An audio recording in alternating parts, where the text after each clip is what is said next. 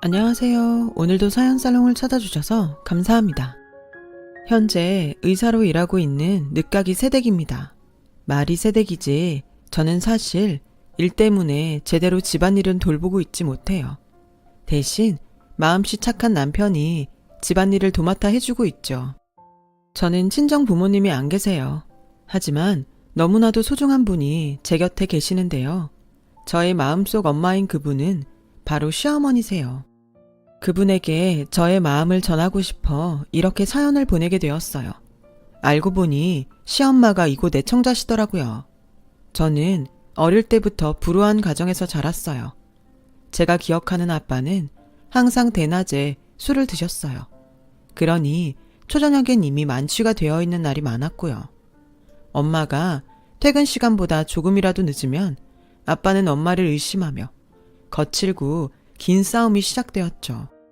제 밑으로 8살 아래 남동생이 있었어요. 그렇다 보니 저는 불우한 가정에서 어린 동생을 챙겨야 했고 엄마와 아빠의 싸움이 있는 날에는 매일 폭풍이 잠잠해지길 숨죽여 기다려야 했어요. 빠른 친구들은 이미 사춘기도 오고 했을 시기인데 저는 상황이 이렇다 보니 사춘기가 뭔지도 모르고 지나갔고 친구들이 부모님이나 집에 불만이 있다며 투정을 부리는 모습을 보면 부럽다 못해 화가 났어요. 제 입장에서는 다 배부른 고민이었으니까요. 지금도 그 시절 기억에 남는 일을 꼽아보라면 TV 속에 보여지던 화목한 가정을 보면서 저건 인위로 만들어낸 거짓말이라며 울던 제 모습이 가장 먼저 떠올라요. 아마 저는 그 모습이 부럽고 셈이 나서 애써 부정하고 싶었던 거겠죠. 저에게 집은 보금자리도 아니고 저를 위한 장소도 아니었어요. 그래서 저는 어린 초등학생이었지만 결혼 같은 건 절대 하지 않겠다고 가슴속 깊이 다짐했어요. 남편이 아빠 같은 사람이 될까봐 무서웠거든요. 그리고 늘 혼자 일하며 절대 행복해 보이지 않던 엄마를 보며 나는 절대 저렇게 살지 말아야지 라고 생각할 수밖에 없었어요. 그저 저는 이등병이 제대하는 날을 기다리듯 악몽 같은 시간이 끝나기를 기다려야 했죠. 제가 중학교 3학년이 되던 어느 날 엄마는 저에게 이렇게 말씀하셨어요. 혜영아, 엄마는 이 집을 나갈 거야. 네 아빠하고는 도저히 가망이 없어. 그래서 하는 말인데 네 아빠가 나가더라도 너랑 네 동생 중 하나는 두고 가라고 난리를 쳐서 그래서 엄마는 어린 네 동생을 데리고 나가려고 해. 미안해. 저는 세상이 다 무너지는 것 같았어요. 은근 엄마와 아빠가 빨리 이혼을 했으면 좋겠다고 생각했지만 제가 아빠와 남게 될 거라고는 상상도 하지 못했거든요. 그래서 저는 울며 불며 싫다고 엄마에게 매달렸지만 이미 결정난 일에 소용이 없음이 느껴졌어요. 그래서 저는 진짜로 엄마가 동생만 데리고 나간다면 집을 나갈 생각을 했고 언제고 학교 가는 길에 나갈 수 있도록 준비를 해놨는데요. 그러던 어느 밤, 잠이 올까 말까 하던 밤이었는데 엄마가 조용히 저에게 다가와 이렇게 말씀하시는 거예요. 혜영아, 옷 입어. 나가자. 엄마는 제가 매달리고 또 집을 나갈 계획이라는 것을 이미 눈치채셨는지 준비한 가방을 가지고 나가자고 하셨어요. 그렇게 저는 엄마와 동생과 함께 그 지긋지긋한 집에서 도망칠 수 있었고 비록 단칸방 신세에 아빠 때문에 이곳저곳 전전하며 살아야 하는 떠돌이 생활이었지만 처음으로 마음 편히 두 발 쭉 뻗고 지낼 수 있는 날이었어요. 그렇게 저는 고2가 되었고 동생은 10살, 초등학교 3학년이 되었는데요. 어느 날부터인가 엄마의 기침 소리가 예사롭지 않게 들리기 시작하는 거예요. 처음엔 감기에 걸렸나 생각했는데 그 강도가 점점 더 심해져 불안한 마음까지 생겼어요. 그리고 청소를 하던 중 엄마의 약으로 보이는 무수한 알약이 든 봉투를 보는 순간 저는 어떤 좋지 않은 예감이 들더라고요.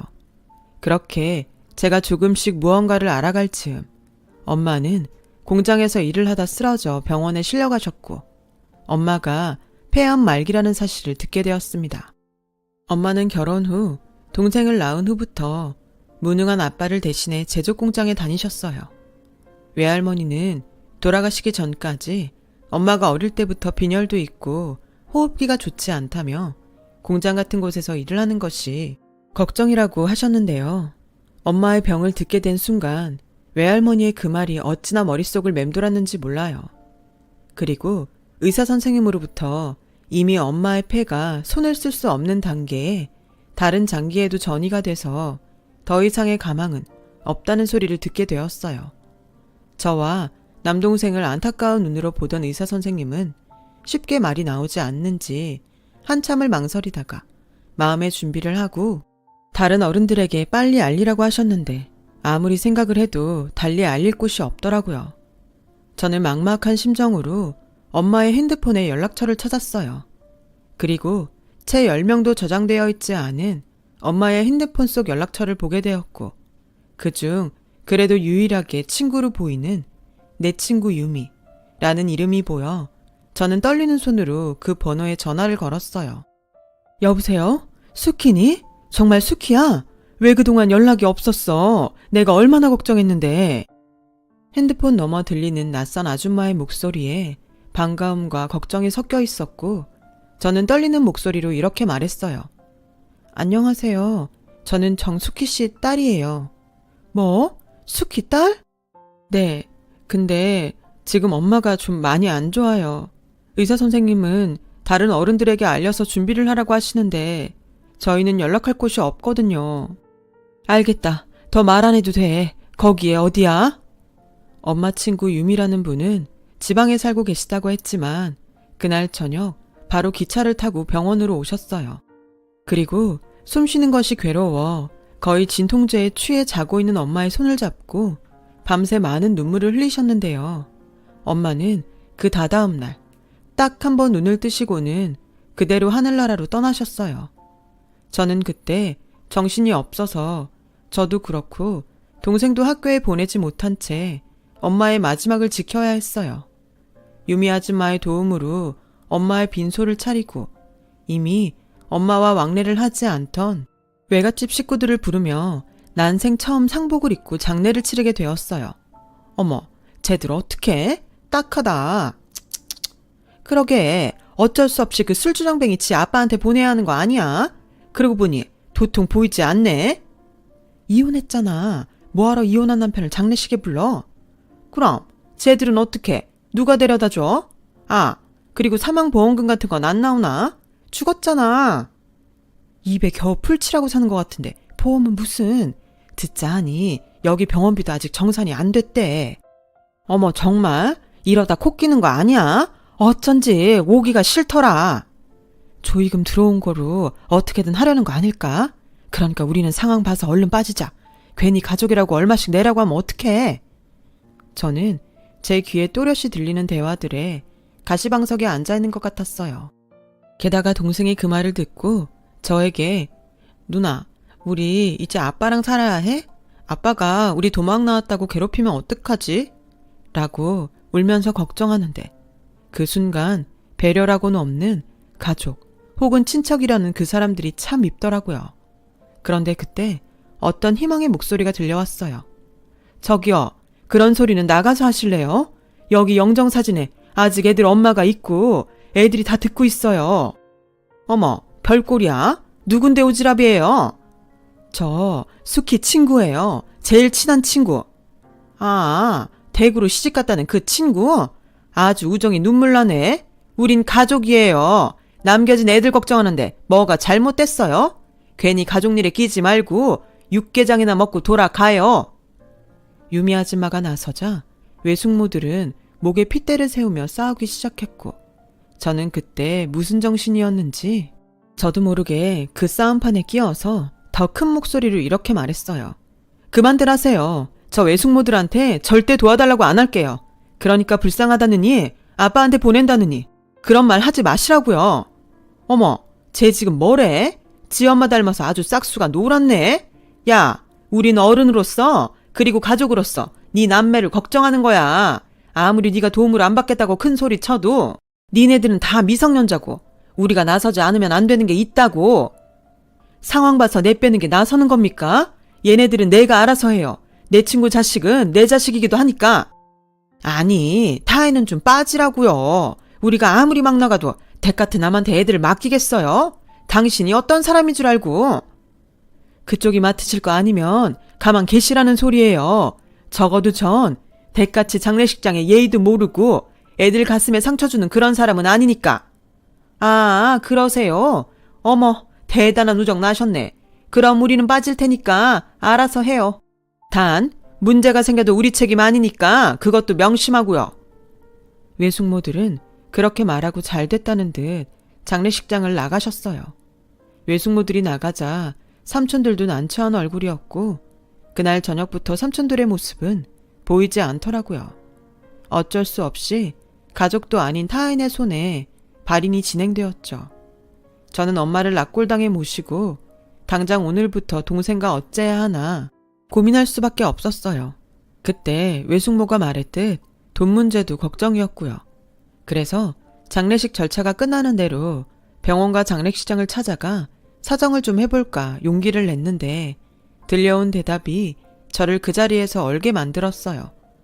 이미 계산 다 끝났는데? 그러니까 절차가 진행됐지. 그 사복 입고 말라서 머리 짧으신 분 계셨잖아, 왜? 여기 계속 계셨던 여자분 말이야. 그분이 다 결제하셨어. 유미 아줌마였어요. 저는 어떤 우정이면 이럴 수 있을까? 차마 일어난 현실인데도 믿을 수가 없었죠. 제가 동생을 데리고 집에 가려는 그때 유미 아줌마는 저에게 이렇게 말했어요. 혜영아, 내가 진짜 고민을 많이 했거든? 근데 이것밖에는 떠오르지가 않아. 너랑 네 동생 나랑 대구에 내려가서 같이 살지 않을래? 저는 대답이 선뜻 나오지 않았어요. 뜻밖의 말이기도 했고 또 이렇게까지 신세를 져도 되나 염치가 없게 느껴졌거든요. 하지만 어떻게든 엄마를 잘 보내주신 이 은혜는 갖고 싶었죠. 이대로 헤어지면 그런 기회조차 쉽지 않겠다는 생각에 저는 고개를 끄덕였어요. 그리고 내심 속으로 이 아줌마는 부자인가? 그러니까 돈도 다 내주고 우리까지 같이 살자고 하는 게 아닐까? 라는 생각을 했습니다. 아줌마를 따라 집에 도착했을 때 차마 입을 다물지 못했어요. 아줌마는 상가 건물에 딸린 옥탑방에 살고 계셨어요. 살림살이를 봐도 전에 엄마와 살던 그 모습과 크게 다르지 않았고 이런 집에 우리까지 신세를 지는 게 맞을까? 저는 당황했었죠. 저희 진짜 여기 있어도 돼요? 왜? 집이 너무 좁아서 그래?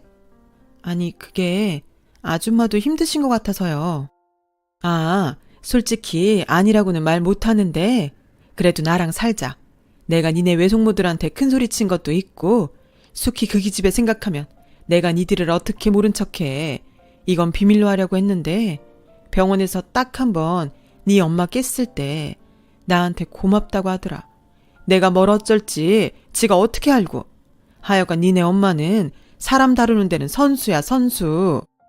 에이, 아줌마가 마음이 약한 거죠. 아무리 친해도 누가 그래요. 내가 나랑 네 엄마가 보통 친했는 줄 알아? 우린 대신 죽으라고 하면 기꺼이 죽을 만큼 친해.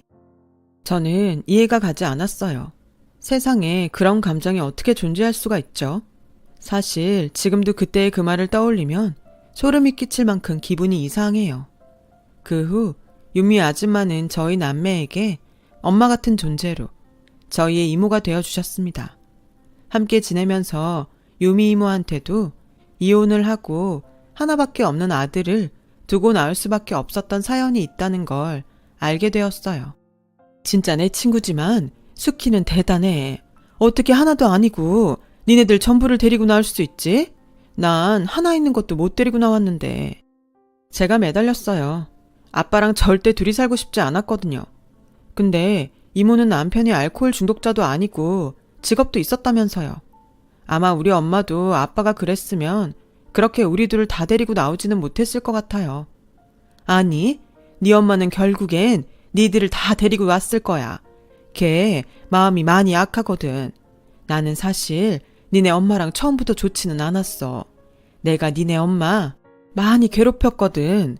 자기도 가난한 집 딸이면서 공부도 잘하고 성격도 바른 게 영 재수가 없었어. 이모도 어린 시절이 힘들었어요? 살기 싫을 만큼. 그래서 한 번은 학교 옥상으로 올라간 적이 있어. 우리 동네에서 가장 높은 건물이 우리 학교였거든. 근데 그렇게 내가 괴롭혔던 니네 엄마가 몸을 날려서 날 막더라. 살다 보면 좋은 날이 온다고. 지금은 어쩔 수 없는 터널이라고. 그때는 그냥 니네 엄마가 하는 말이 무슨 말인지도 모르겠고 그냥 짜증이 났는데 시간이 지나고 조금씩 내 사정이 좋아지니까 그때 잘못된 선택을 하지 않은 게 얼마나 다행인지 니네 엄마가 너무 고맙더라고. 그래서 그 뒤로는 가장 친한 친구가 됐어. 그냥 내 스스로 생명의 은인이다 라고 여겼지. 그렇게 한 3년인가 4년을 친자매처럼 붙어 다녔는데 내가 대구로 오게 되면서 헤어지게 됐어. 왜요? 집 나간 엄마가 같이 살자고 했거든. 니네 엄마는 밝고 공부도 잘하니까 금방 나 말고 좋은 친구들이 생길 거라고 생각했는데 그 뒤 니네 외갓집이 사정이 더 많이 안 좋아졌다고 하더라. 니네 엄마도 결혼한다는 말만 있고 연락이 없었어. 엄마의 불행은 그때부터였네요. 그러게 나도 사는 게 바쁘고 또 남편이랑 사이가 좋지 않아서 네 엄마가 얼마나 힘든지 알아볼 여유가 없었어. 그저 미안할 뿐이지. 그래서 그 미안한 마음 니들 남매 키우면서 갚으려니까 넌 아무 생각하지 말고 공부만 열심히 해. 너 공부는 좀 하니? 이모는 대뜸 저에게 그런 질문을 하고 심히 많이 궁금한 얼굴을 했어요. 저는 집안 형편 때문에 그 흔한 학원은 가지 못했지만 나름 머리가 좋다고 자부는 했었는데 최근 들어 학교에 못 갔으니 이걸 잘한다고 해야 될지 몰라서 대답을 못하고 있었죠. 저희 행동에 이모는 알았다는 듯 하며 지나가는데 은근 자존심이 상하더라고요. 좀 해요, 공부. 그래? 정말? 그럼 넌 꿈이 뭐야? 의사요. 의사? 너 진짜 공부 잘하는구나. 좋았어. 앞으로 네 뒷바라지는 내가 할 테니까 네 동생 걱정하지 말고 넌 공부만 해. 조카 딸 의사 한번 만들어 보자. 이모는 마치 신이 나는 듯 그렇게 옥상에서 큰 소리로 말했어요. 저희 엄마와 완전 다른 성격의 이모를 보면서 저는 처음으로 어른의 울타리에서 보호받는다는 느낌을 받았어요. 정말로 의사가 돼서 돈을 아주 많이 번다면 이모에게 가장 먼저 은혜를 갚겠다고 다짐하며 한눈 팔지 않고 오로지 공부에만 매달렸어요. 그 결과 저는 전학생인데도 불구하고 전교 1등을 했죠. 고3 수능을 보던 그해 높은 상위권 성적으로 서울대 의대에 합격했습니다. 이모는 남동생을 맡을 때니 저에게 서울로 올라가 아무런 걱정하지 말고 의사 공부를 하라고 또 저에게 모든 지원을 해주셨어요. 이모는 당시 식당 일을 하시고 또 집에서는 부업을 하시며 제대로 잠도 자지 못하는 생활을 하셨는데요. 대출까지 받아 저의 서울집 보증금을 마련해 주시니 너무 감사한 마음이었죠. 이걸 내가 어떤 마음으로 살면서 어떻게 다 갚나 싶어 미안해서 눈물만 흘렸어요. 그래서 그 후 동생에게 늘 누나가 자리 잡으면 데리러 올 거야. 그때까지 이모 힘들게 하지 말고 누나가 데리러 올 때까지 공부 열심히 하고 있어. 라고 귀에 딱지가 앉을 정도로 매일 말했는데 동생도 눈치가 백단이라 저와 떨어져 지내는 동안 공부를 열심히 하며 이모가 힘들지 않게 집안일을 도맡아 했더라고요. 그렇게 저는 본격적으로 의사가 되기 위해 공부를 했어요. 대학 6년 장학금을 받기 위해 잠도 거의 자지 않고 공부를 했고 또 틈틈이 과외도 하면서 돈도 벌었죠. 그래서 레지던트와 전공의를 하게 되면서부터는 이모에게 경제적인 신세를 면할 수 있었습니다. 그러는 사이 남동생은 수능을 치르고 서울에 있는 대학에 합격하면서 저희 남매는 비로소 다시 함께 살 수 있었어요.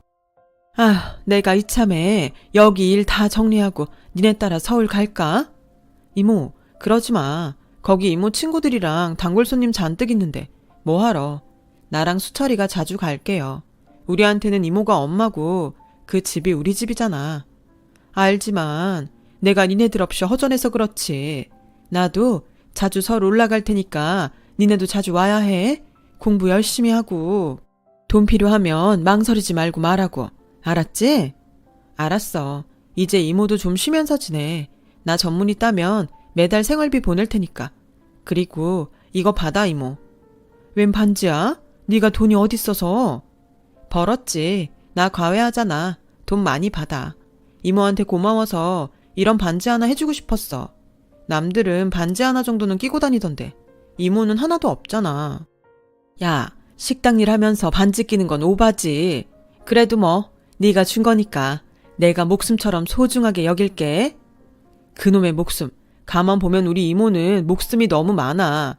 됐고 잃어버리면 또 사줄 테니까 맡기고 다녀. 알겠지? 그래, 알았어. 아, 좋다.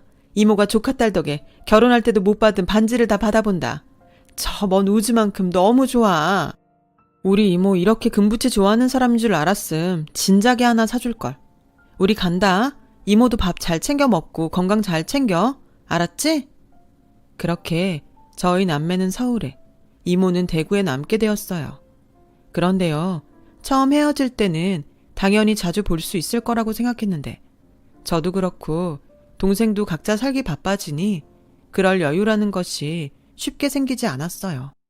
마음은 항상 죄송한데 또 시간이 되지 않으니 절대 멀어질 일이 없다 여겼던 관계도 많이 해이해졌고 제가 또 국시를 준비하면서 이모와 연락이 끊기게 되었어요. 이모가 저희 남매에게 말도 하지 않고 연락처는 물론이고 이사를 했더라고요. 저와 동생은 당신을 잘 찾아오지 않는 우리를 괘씸하게 생각하고 완전히 인연을 끊으셨나 보다 라고 생각했습니다. 며칠 후 대구를 다녀온 동생에게서 이런 말을 듣게 되었어요.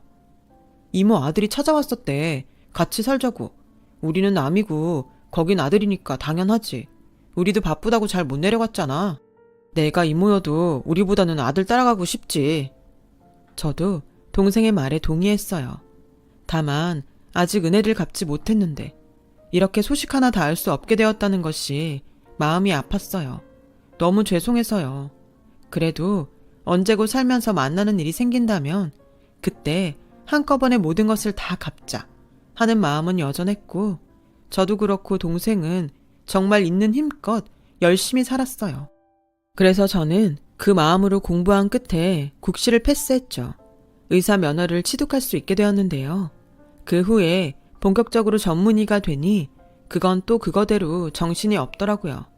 제가 생각한 의사 생활은 멋진 모습 그 자체였는데 이건 늘 수면 부족의 연속이었어요. 그렇게 전문의로서 2년 정도 지났을 때 저는 생각지도 않았던 인연을 병원 응급실에서 만나게 되었는데요. 그게 바로 지금 저의 남편이에요. 남편이 응급실에 실려온 경위는 길거리에서 묻지마 폭행을 저지른 건장한 남자와의 몸싸움이었어요. 게다가 깊게는 아니지만 당시 남편은 가슴 쪽에 큰 상처가 생겨 구급차에 실려왔고 저는 그때 하필이면 당직이라 남편의 수술을 맡게 되었어요. 다행히 중요 장기 손상은 없어서 큰 걱정은 없었지만 출혈이 꽤 있었거든요. 긴장을 했었더랬는데 평소 운동을 하던 사람이라 그런지 수술 후 회복이 다른 환자에 비해 빨라서 다행이었어요. 근데 이 남자가 자기 수술을 맡았던 제가 자신의 생명의 은인이라며 퇴원 후에도 종종 병원에 들러 케이크니 치킨이니 이런 걸 주고 가는데 규정상 그러면 안 된다고 아무리 거절을 해도 이 남자가 참 말을 듣지 않았어요. 그냥 친구가 주고 갔다고 해요. 뭐 이참에 남자친구라고 해도 되고. 뭐라고요? 제가 물어보니까 선생님 애인 없다고 하시던데요. 제가 무조건 선생님 마음에 들도록 100% 맞출게요. 처음엔 뭐 이런 사람이 다 있나 했어요. 그런데 그렇게 1년 정도 남편이 병원에 들러 병원 식구들을 챙기고 또 제가 부담을 가질까봐 있는 듯 없는 듯 챙기는데 마음이 가더라고요. 연애나 결혼은 제 인생에 없다고 생각했거든요. 생각은 그랬지만 저도 사람이라 솔직히 외로웠어요. 당시 남동생은 학교에 다니다 군복무 중이었는데 이모도 없고 동생도 없으니 허전하고 불안하고 외로웠나 봐요. 그래서 저는 남편과 연애를 시작했고 저희 불우했던 가정사와 또 저 못지않게 불우했던 남편의 가정사가 겹치면서 서로를 위하고 챙기게 되었어요. 마음이 통하는 친구. 남녀를 떠나 저희는 세상에서 가장 특별하고 가까운 친구가 되기로 약속했죠. 남편의 정체를 아는 병원 식구들은 이제 결혼해야 하는 거 아니냐고 너스레를 떨었는데요. 정작 남편은 결혼에 대해 어떤 말도 하지 않더군요. 그래서 한 번은 제가 먼저 대수롭지 않게 말했어요. 그냥 궁금해서 묻는 건데 자기는 나랑 결혼까지 생각해? 물론 내가 지금 하고 싶다는 건 아니고 그냥 자기가 어떤 생각하는지 알고 싶어서. 당연히 생각하지. 뭐? 그럼 왜 여태 아무 말도 안 했어? 그게 사실은 있잖아. 내가 자기한테 말을 안 한 게 있어. 자기한테 부담 주고 싶지 않아서 숨겼는데 엄마가 폐암으로 오늘 내일 하시거든. 아무래도 결혼은 큰 일을 치르고 나서 생각해야 될 것 같아서 일부러 말 안 했어. 저는 남편의 말에 속이 상했어요. 여자친구가 의사인데 숨길 걸 숨겨야죠. 그런데 듣자 하니 다른 의사도 더 이상의 치료가 무의미하다며 포기한 상태라고 하더군요. 저에게 그 모든 것을 말하기엔 되지도 않을 것에 제가 미안해할 것 같아 본의 아니게 숨기게 되었다고 하더라고요. 나 어릴 때 아빠 손에 자랐다고 했잖아. 엄마가 늘 보고 싶었어. 그래서 성인이 되고 아빠가 절대로 안 된다고 했는데 수소문해서 엄마한테 갔다? 어색할 줄 알았는데 너무 좋더라고. 근데 이미 그때부터 엄마는 좀 안 좋으셨어. 자식인데 어떻게 내 손으로 고쳐드리겠다고 했는데 쉽지 않더라. 그래서 나 솔직히 일부러 자기한테 접근한 것도 있어. 자기가 나한테 도움이 좀 될까 하고. 근데 엄마는 계속 나빠지고 다른 의사분이 어렵다고 하니까 포기가 되더라. 아니, 엄마가 너무 힘들대. 이제 그만하고 싶대. 그래서 얼마 전에 지방에 있는 요양병원으로 옮겨드렸어. 나 불효자지? 저는 자책하는 남편을 제 작은 품에 꼭 안아줬어요. 이렇게 속 깊고 다정한 아들이 어딨냐고 남편을 위로했고 병원 진료가 없던 날 남편을 따라 남편의 어머니를 뵈러 요양병원에 갔어요. 그리고 병실 문이 열리는 순간 저는 망치로 머리를 세게 얻어맞은 듯 충격을 받게 되었답니다. 가쁜 숨소리, 뼈가 보일 정도의 마른 상태, 그리고 한 번도 잊은 적이 없던 이모가 저 멀리 우주만큼 좋아했던 제가 사준 반지. 저는 남편의 어머니가 유미 이모라는 사실에 정말 놀랐고 곧 한눈에 봐도 힘든 상황의 이모를 보며 그대로 평정심을 잃고 담당 의사를 만나야겠다고 흥분하며 말했어요. 자기야, 왜 그래? 전에 내가 말했는데 내가 우리 엄마 돌아가시고 엄마 친구분 손에 자랐다고 했잖아. 그 사람이 당신 어머니셔. 뭐? 난 그냥 우리가 괘씸해서 아들 따라간 줄 알았는데 이미 그때부터 아프셨던 거야? 뭐 그때는 이 정도까지는 아니었지만 근데 혼자 사는 것처럼 보였는데 엄마가 계속 다른 데 가서 살자고 하시는 거야. 내가 왜냐고 물어보니까 조카가 알면 안 된다고 했는데 그럼 그 조카가 저와 남동생이었던 것을 저는 한참이 지나서야 알게 되었어요. 이모는 혹여 저희 남매에게 짐이 될까 스스로 자취를 감췄고 어리석게 저희 남매는 아들이 나타나 괘씸한 우리를 버리고 아들을 따라갔다고 여겼으니 불효자는 남편이 아니라 저와 제 동생이었습니다. 저는 그 후 이모의 주치의를 만났고 참 아이러니하게도 저희 엄마와 똑같은 상태임을 확인할 수 있었어요. 하지만 그때와 지금은 달랐죠. 저는 엄마 때문에 호흡기 내과 전문의가 되었기에 이모의 병을 맡을 수 있었어요.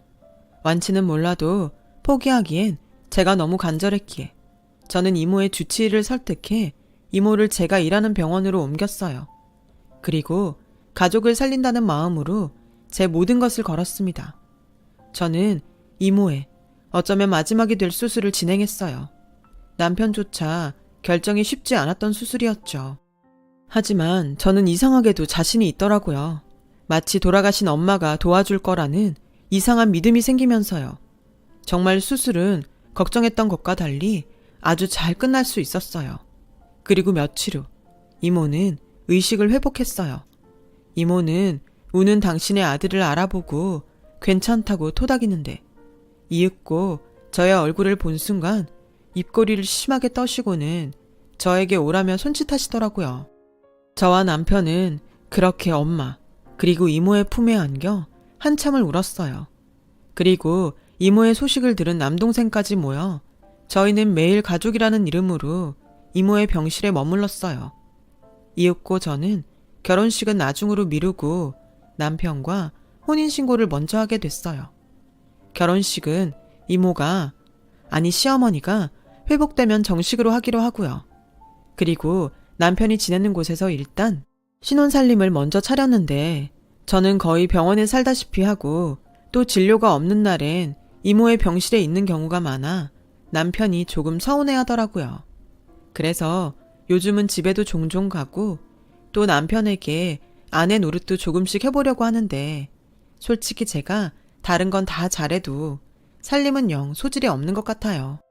괜찮아. 이모가 퇴원하면 이모가 다 맡아서 할게. 그리고 우리 종현이가 은근히 손이 야물어. 살림을 곧잘하더라고. 난 뭐든 잘하는 사람이 하면 된다는 주의니까 너 절대로 스트레스 받지 마. 야, 나 같은 시어머니가 또 어디 있냐? 안 그래? 그러니까 이모 같은 시어머니가 어딨냐고. 병원에 나일론 환자라고 소문이 다 났어. 그러니까 얼른 퇴원하세요. 그리고 우리 예전처럼 같이 살자. 같이 살긴 니네 신혼인데 따로 살아야지. 너희 둘만 살아. 싫어. 난 이모, 아니 엄마랑 살 거야. 그동안 못한 거 다 하고 살 거야. 이미 내 목숨 네가 구했는데 난 너한테 넘치게 다 받았다. 이렇게 모녀가 돌아가면서 사람을 살리면 나는 어쩌라는 거냐? 어쩌긴 건강하게 오래오래 사시면 되지. 수철이도 이모 일이라고 하면 난리야. 우리 엄니 오래오래 사셔야겠어요. 그 효도 다 받으시려면. 이모는 제가 좋아하는 그 특유의 화통한 웃음소리를 내며 웃으셨어요. 지금 생각해보면 모든 것이 다 기적처럼 느껴져요. 제가 처음 이모에게 연락한 그날부터 남편을 만난 것까지. 어쩌면 신이라는 존재는 정말 있는 게 아닐까요? 그래서 불행하게 산 저와 남편을 이모라는 은인을 통해 맺어주신 게 아닐까? 저는 종종 생각하게 됩니다. 이모, 앞으로 오래오래 저와 그리고 우리 가족과 함께해요. 이모는 저에게 생명의 은인이라고 하지만 저의 생명의 은인은 이모예요. 평생 엄마처럼 따르고 효도할게요. 사랑합니다. 저 먼 우주만큼. 지금까지 제 사연 들어주셔서 감사합니다. 이모와 그리고 남편과 행복하게 살게요. 사연 들어주신 여러분들도 건강하고 행복하세요. 여러분, 사연 댓글에 응원과 현명한 조언 부탁드려요. 좋아요와 구독은 저에게 큰 힘이 됩니다. 오늘도 좋은 일 가득하세요.